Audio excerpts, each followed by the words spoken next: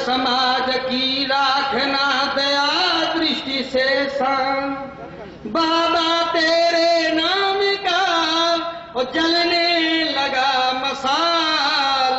कांसी राम जी कर गए भारत बीच कमाल। तो भाई भाई में युद्ध भयंकर, भाई भाई में युद्ध भयंकर होता रहा 85 का। सजा मिली धन खर्च हुआ सब अपने भाई 85 का। भाई भाई में युद्ध भयंकर होता रहा 85 का।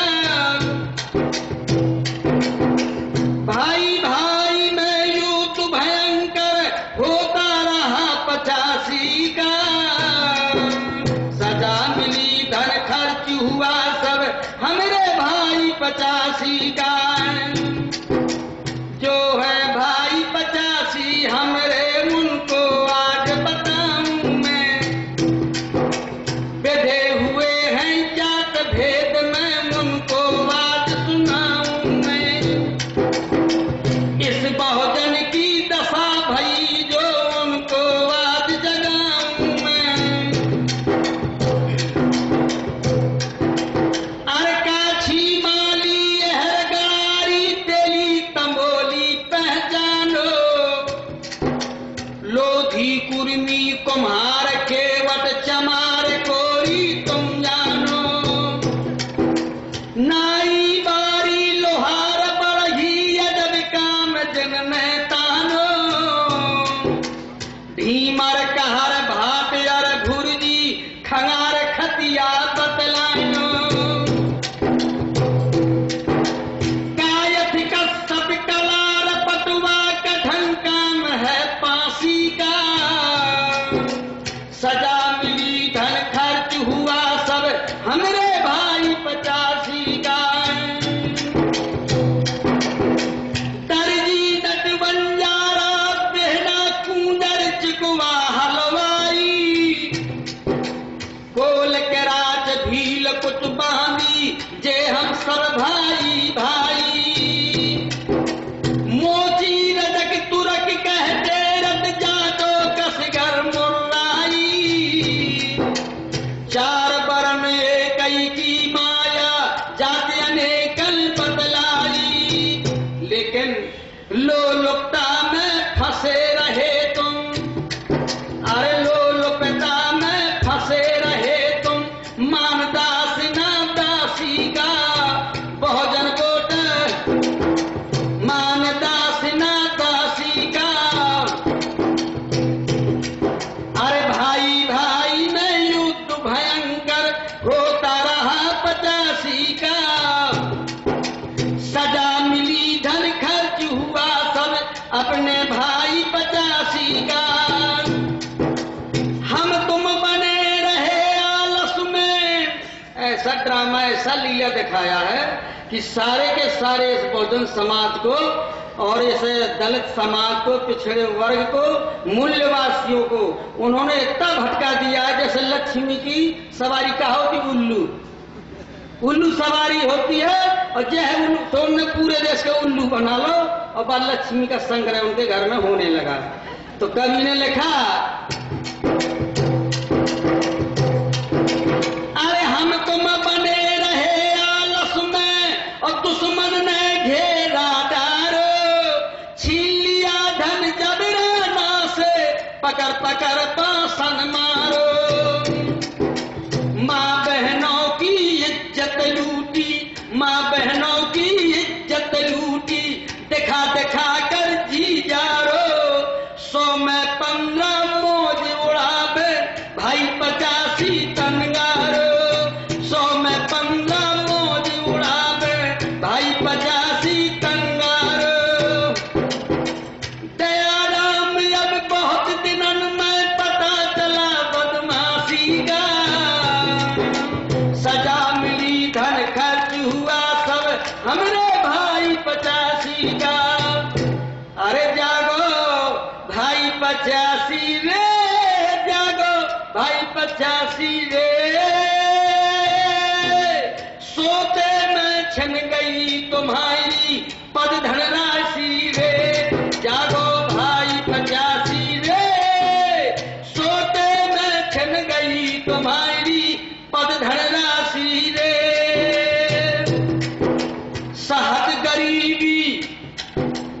सहत गरीबी पढ़ी पढ़ाई और डिग्री खासी रे। सहत गरीबी पढ़ी पढ़ाई डिग्री खासी रे। और जेख है बनने हथों कलक्टर भाव चपरासी रे। जागो भाई 85 रे, जागो भाई 85 रे। सोते में छन गई तुम्हारी पद धन राशि रे।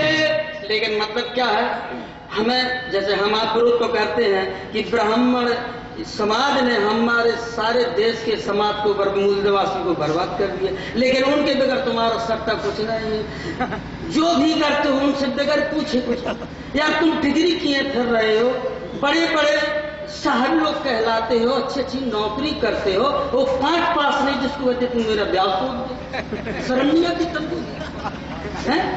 अरे वही पत्थर से मकान बनाया जाता है, वही खड़ंजा में लगाया जाता है, वही पत्थर का मंदिर बना, वही की मूर्ति बना दे और वही लेटन में लगा। अरे ये कारीगर की कला है, हमारे सब ये समाज की कला है। जिन्हें जो कुछ बनाया बना दी, ये नहीं आती। अरे एक पत्थर में की मूर्ति बनी, एक पत्थर में मां सुना, ये भाग है। एक ही खपी में मारा दिखाते, गरी खाली तीसरी डाल के जेल में डाल लो, चलो। ये जब तक आप कांशी राम जी ने भी कहा था कि खंड खंड पाखंड करो, दान दक्षिणा बंद करो, और जब तक पाखंडवाद रहेगा और ये भारत बर्बाद रहेगा। तो कभी ने लिखा जल्ले पूज डारे पथरावन से का कहिए, जल्ले पूज डारे पथरावन से का कहिए। देवी जी के मंदिर पहुंचे लेके बर्फी तेरा, देवी जी का छिटकी डार अपन खा के फेरा का कहिए। चले कूद डारे पथरा उनसे का कहिए। शंकर जी के मंदिर पहुंचे लेके नरियल गोला, शंकर जी के डरी खबरिया गोला खा के डाकरा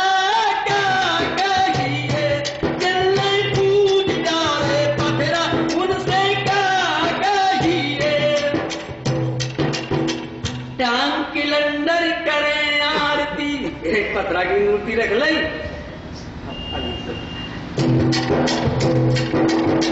टांग के लंदर करे आरती और बिनती रोज सुना दे। माँ पिता की खबर करे ना भूकन मारो डोके रागा कहिए। चलने पूज डारे पथरा उनसे का कहिए। जूधारी से बैर करेंगे और निर्जीव की पूजा, जूधारी से बैर करेंगे निर्जीव की पूजा। जूधारी के कछु न माने और निर्जीव से खाते रागा कहिए। चलने पूज डारे पथरा उनसे का कहिए। हाँ, मैंने समय काफी ले लिया, मैं अपनी वाणी को विराम देता हूं। जय मूल्यवासी।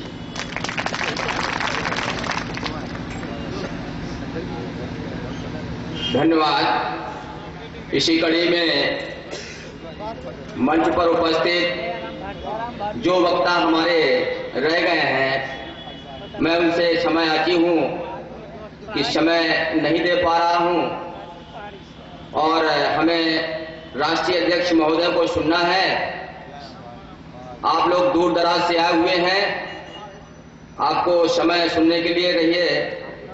इसी कड़ी में संसाधन के लिए जनपद हमीरपुर की यूनिट की तरफ से 50,000 रुपए की थैली प्रदान करने के लिए जिन भाइयों ने इसमें कंट्रीब्यूशन किया है, मैं उन भाइयों के नाम लेता हूं और 50,000 की थैली लेकर के आप लोग आएंगे, साहब को भेंट करेंगे। मानवर दिनेश लोधी, बीएनवी प्रवक्ता, बीएनवी इंटर कॉलेज, अरविंद कुमार जी, मानवर संजय जी, मानवर सुगर सिंह जी, मानवर दिलीप जी, मानवर छेदालाल जी, मानवर दुर्गा प्रसाद जी, मानवर डी लाल जी, मानवर अजय राजपूत जी, मानवर स्वामी दीन जी, मानवर ठाकुर दास जी, आप सभी लोग आए और राष्ट्रीय अध्यक्ष महोदय को यहाँ से मिला हुआ कंट्रीब्यूशन 50,000 है वो आप प्रदान करेंगे। इसी कड़ी में कुछ साथियों ने सीधे भेंट करने के लिए नाम दिए हैं, मैं उनके नाम इस प्रकार से, और साथ में थैली में कंट्रीब्यूशन के लिए मानवर जयराम अनुरागी जी भी उपस्थित हैं। इसी कड़ी में आप सभी लोग जनपद हमीरपुर यूनिट की तरफ से 50,000 का भेंट कर रहे हैं। इसी कड़ी में मानवर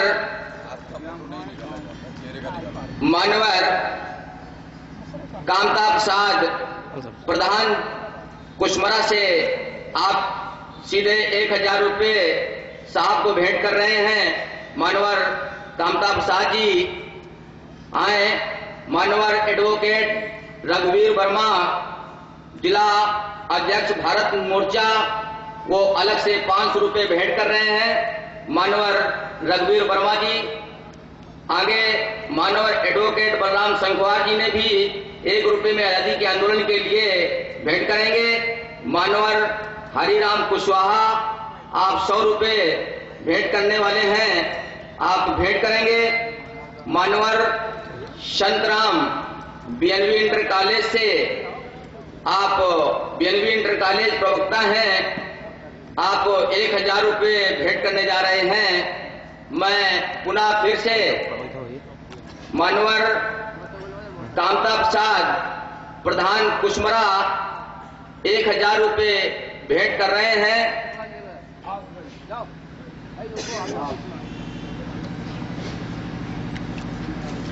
मानवर संतराम जी 1,000 रुपये भेंट कर रहे हैं। चुन्नी लाल, आप झुन्नी लाल मंसूरी हैं, आप साहब को 100 रुपये भेंट कर रहे हैं। मानवर मंसूरी जी,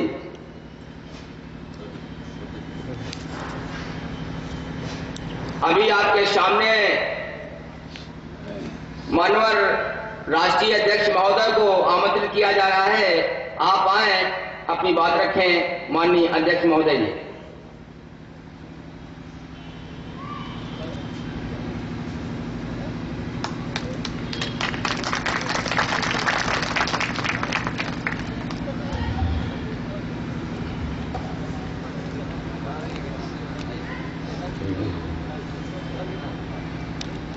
रख दीजिए इधर, यहाँ रख दीजिए, अनाउंस कर दीजिए, नाम अनाउंस कर दीजिए। हाँ सर, आप केदारनाथ वर्मा जी हैं, आप साहब को 500 रुपये भेंट कर रहे हैं।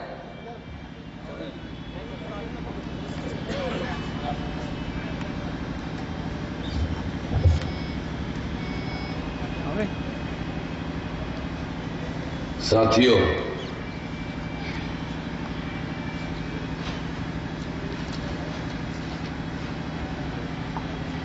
आज भारत मुक्ति मोर्चा के द्वारा पूज्य स्वामी ब्रह्मानंद जी के जन्मदिन के अवसर पर बुंदेलखंड स्तरीय सम्मेलन का आयोजन किया गया है।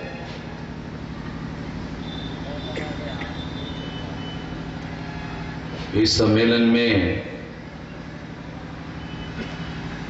जो विषय चर्चा करने के लिए रखा गया है, उस विषय के बारे में आप लोगों को बातचीत, कुछ विचार बताने के पहले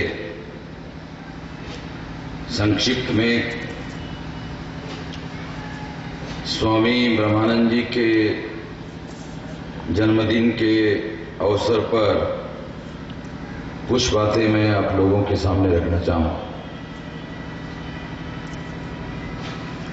मुझे स्वामी ब्रह्मानंद जी के बारे में कुछ दिन पहले बताया गया कि बुंदेलखंड क्षेत्र में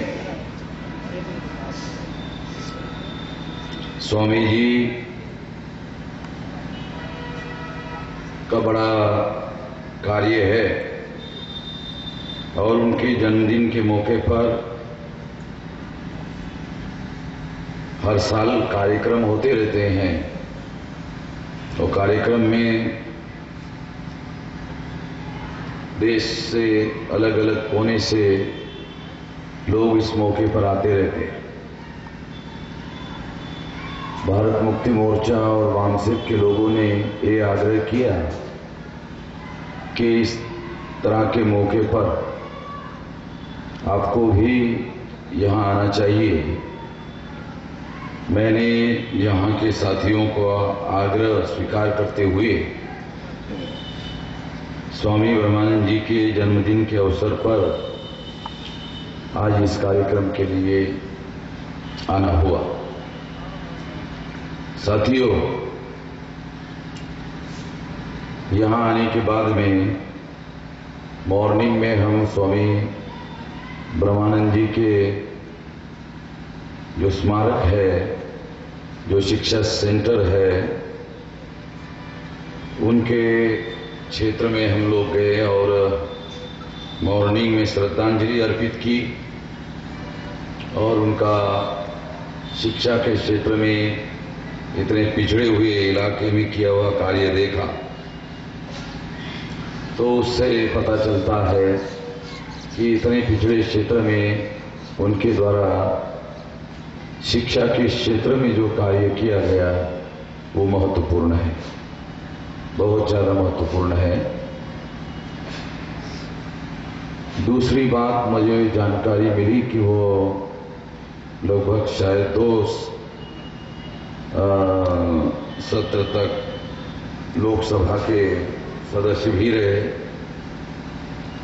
और लोकसभा में उन्होंने कई बातें जनहित के संबंध में कही और जनहित के संबंध में कहते हुए बहुत सारी बातें उन्होंने ऐसी भी कही जिस पर बहुत ज्यादा विवाद भी हुआ, खासतौर पर धर्म ग्रंथों के संबंध में।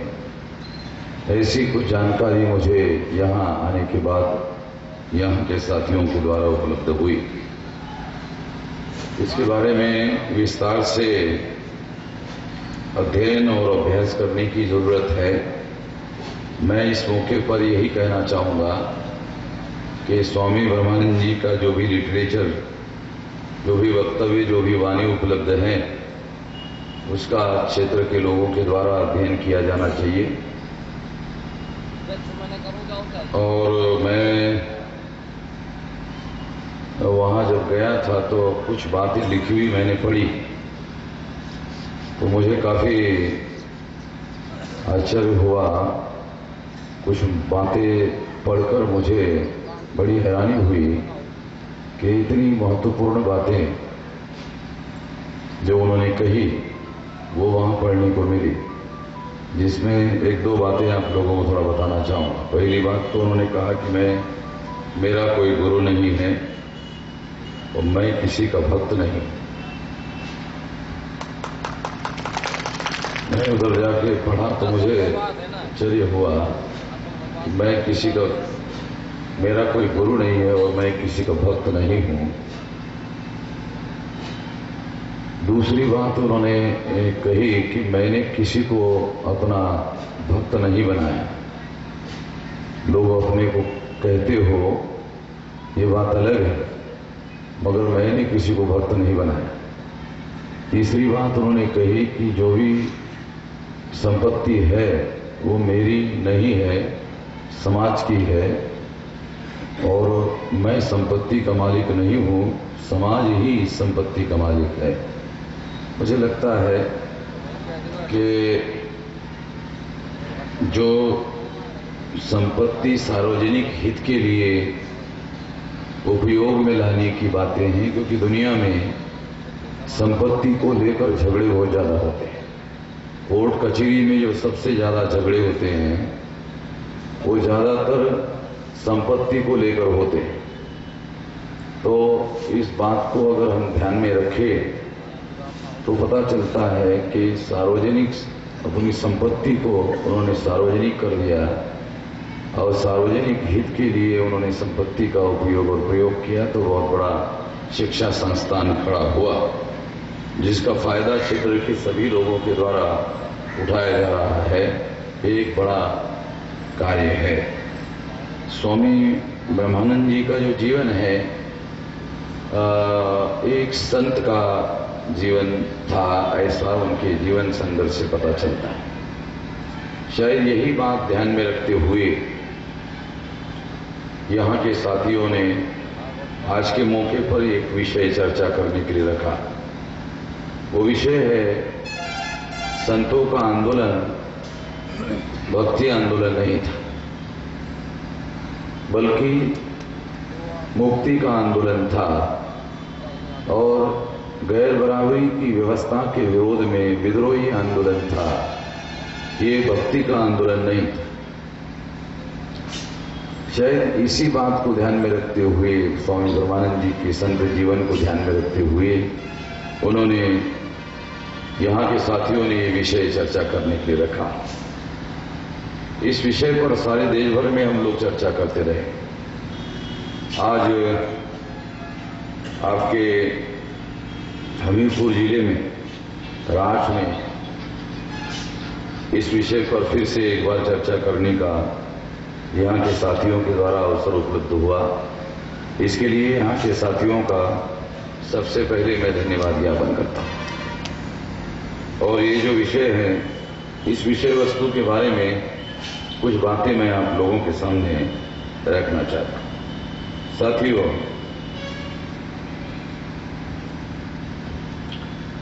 संतों का आंदोलन मध्ययुगीन काल में भारत में हुआ और ये आंदोलन तो इस्लाम को मानने वाले जो आक्रमणकारी लोग थे, जो आक्रांता थे, और मुस्लिम लोग थे जो आक्रमण करते हुए भारत में आए थे,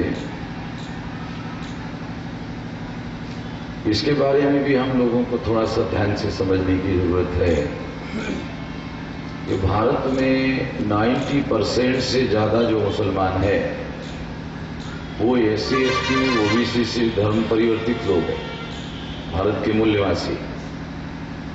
बहुत सारे जो हमारे SC ST OBC के लोग हैं उन लोगों को ये पता नहीं है, क्योंकि ब्राह्मणों की कुछ संस्थाएं इस देश में ऐसा प्रचार करती है कि मुसलमान विदेशी। ये बात सही है कि मध्ययुगीन काल में कुछ मुसलमान जो विदेश से भारत में आए थे आक्रमण थे करने के लिए, आक्रांता थे, वो भारत में आए थे और उसके बाद में जो ब्राह्मण धर्म से पीड़ित लोग थे, दुखी लोग थे,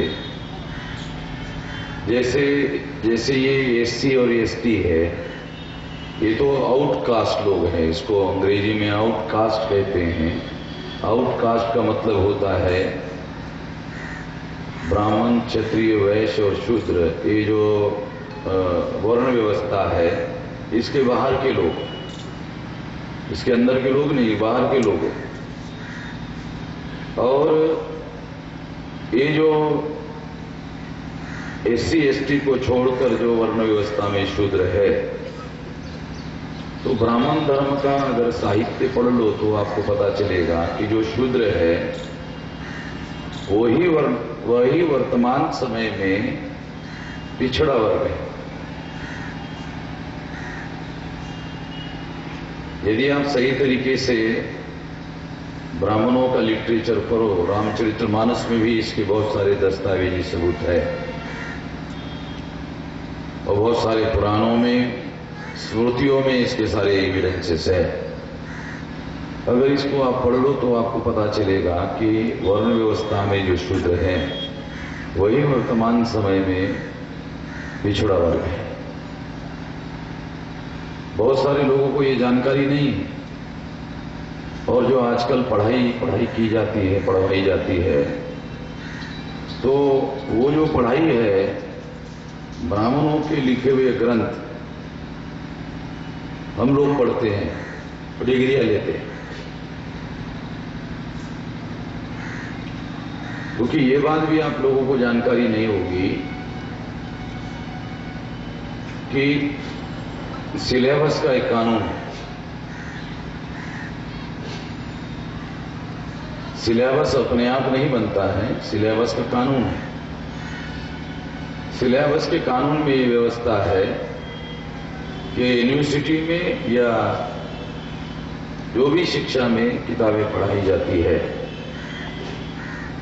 वो किताबें अभ्यासक्रम नियंत्रण मंडल के द्वारा बनाई जाती है। और अभ्यासक्रम नियंत्रण मंडल जो है, ये ब्राह्मणों के द्वारा ज्यादातर 99.99 किताबें लिखी जाती है।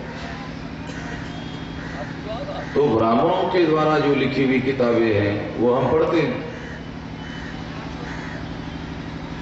अभी स्वामी जी ने शिक्षा संस्थान खोल दिया।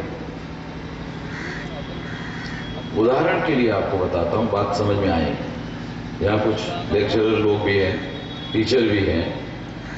स्वामी जी ने शिक्षा संस्थान खोल दिया, मगर स्वामी जी के नियंत्रण में कौन सी किताबें स्कूल में पढ़ाई जाए वो उनके नियंत्रण में नहीं है। वो तो अभ्यासक्रम नियंत्रण मंडल जो है उनके नियंत्रण में है, और वो उनकी ब्राह्मणों के द्वारा लिखी हुई किताबें ही पढ़वाई जाएगी। तो इसका क्या मतलब है? इसका मतलब यह है कि हम लोग पढ़े लिखे लोग नहीं हैं। जो डिग्रियां जितने भी लिए हुए लोग हैं वो पढ़े लिखे लोग नहीं हैं, वो लिखे पढ़े लोग हैं। पढ़े लिखे और लिखे पढ़े ये दो अलग अलग बातें हैं। एक होता है पढ़ा लिखा, एक होता है लिखा पढ़ा। लिखा पढ़ा का क्या मतलब है? ब्राह्मणों ने लिखा, हमने पढ़ा।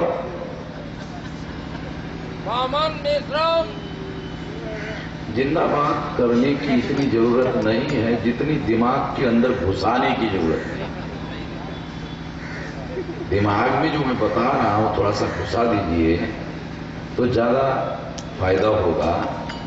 बहुत मौलिक बात मैं आपको बता रहा हूं। जितने भी डिग्रीधारी हमारे लोग हैं वो पढ़े लिखे लोग नहीं, लिखे पढ़े लोग। इसलिए अनपढ़ लोगों का दिमाग बचा हुआ है, पढ़े लिखे लोगों का दिमाग तो चौपट हो गया। मैं अपने तजर्बे की बात होता तो बाबा साहब अम्बेडकर ने कहा था, मुझे पढ़े लिखे लोगों ने धोखा दिया। अब ब्राह्मणों की किताबें पढ़कर आदमी धोखा नहीं देगा तो क्या करेगा?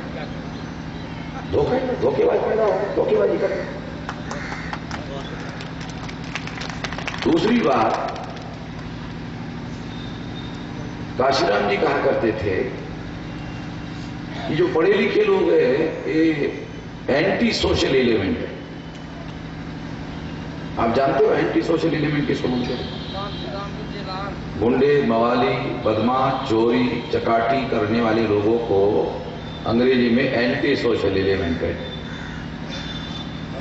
वो काशीराम जी का कोई दिमाग फिरा हुआ तो था ना, सूझवान थे।